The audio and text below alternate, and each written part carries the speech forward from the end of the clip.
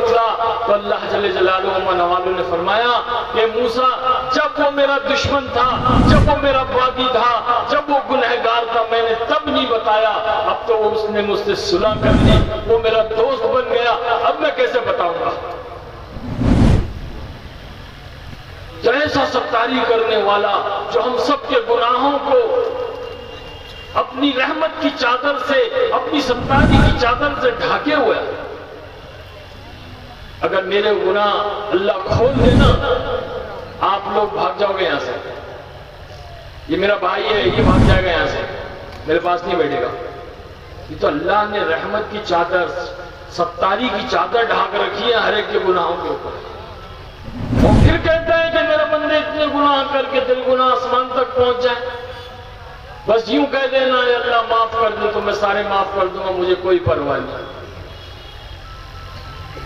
ऐसे अल्लाह से कोई तौबा करे, कोई माफी तलब करे, कोई मग़फ़िरत चाहे,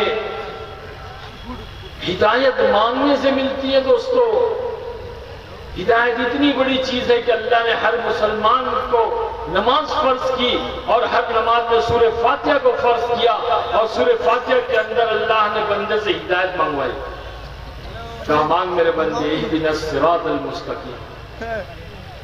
हिदायत इतनी बड़ी चीज है, और अल्लाह कहता है कि हिदायत के लिए तुमको जद्दोजहद करनी पड़ेगी, तुम्हें मांगना पड़ेगा, तुम्हें मुजाहिदा करना पड़ेगा। वल्लज़ीना जहदू फीना लनहदियन्नहुम सुबुलना, कि जो हिदायत की तलब करेगा, हिदायत चाहेगा, हिदायत मांगेगा, मैं उसके लिए हिदायत की राहें खोल दूंगा। जद्दोजहद करनी होगी हिदायत के लिए, मुजाहिदा करना होगा।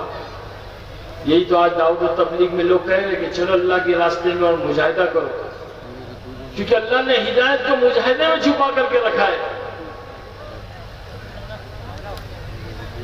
और गुनाह के अंदर अल्लाह ने जो है वो नाफरमानी को छुपा के रखा है।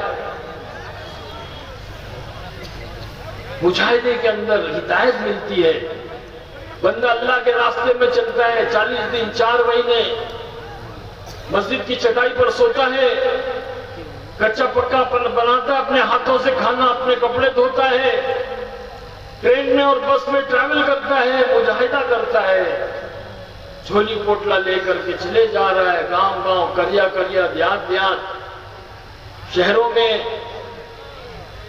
अल्लाह मेहनत करने वाले को, मुजाहिदा करने वाले को सबसे पहले हिदायत देता है, और उसकी मेहनत की बरकत से अल्लाह सामने वाले को भी हिदायत देता है।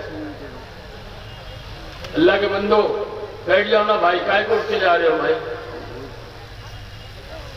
थोड़ी देर लूंगा, ज्यादा नहीं लूंगा। हमारे कमेटी वाले लोग कह रहे हैं कि खान साहब आप 1.5 घंटा बात करो, यहाँ तो आधा घंटा नहीं हो, पब्लिक उठ के जा रही है 2 घंटा। तो ये बहुत बुरी बात है। ये देख करके सबसे ज्यादा दुख होता है कि रहमत की मजलिस को, मग़फ़िरत की मजलिस को, हिदायत की मजलिस को छोड़कर आदमी बीच में चला जाए। ये बहुत बड़ा वक्त है। जैसी मजलिस में से उठकर चला जाए बिना किसी उजर के, बिना किसी तकलीफ के, कोई परेशानी नहीं है, थोड़ा सा मुजाहिदा है। देखो ये मुजाहिदा है, ये बैठना, अल्लाह रसूल की बात को सुनना, कुरान हदीस की बात को सुनना, दीन की बात को, ये मुजाहिदा है। नींद को कुर्बान करके बंदा बैठ, फिर अल्लाह को मोहब्बत आती है, अल्लाह को प्यार आता है, फिर अल्लाह जो है वो मग़फ़िरत करता है, हिदायत देता है, नवाजता है अल्लाह पाक। ये चाहिए अल्लाह को कि मेरा बंदा नींद को कुर्बान करके बैठा है, मेरे लिए बैठा है, मेरी बात सुनने के लिए बैठा है, मेरे दीन की मजलिस में बैठा है। वो मजलिस जिसको फरिश्तों ने घेरा हुआ है, आपको नजर नहीं आ रहा, मुझे नजर नहीं आ रहा है, लेकिन अल्लाह के नबी की, सच्चों के सच्चे रसूल की बात है कि ऐसी मजलिस को फरिश्ते घेर लेते हैं और एक कतार आसमानों तक लगा देते हैं, अल्लाह की बारगाह में पहुंच जाते हैं। अल्लाह बावजूद जानने के, तफक्कुर के तौर पर पूछता है कि फरिश्तों कहां से आ रहे हो?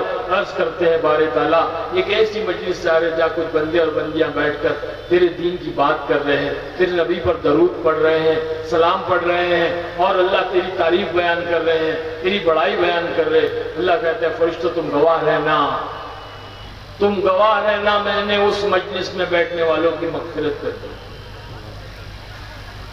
और इसमें से आदमी उठ के चला जाए,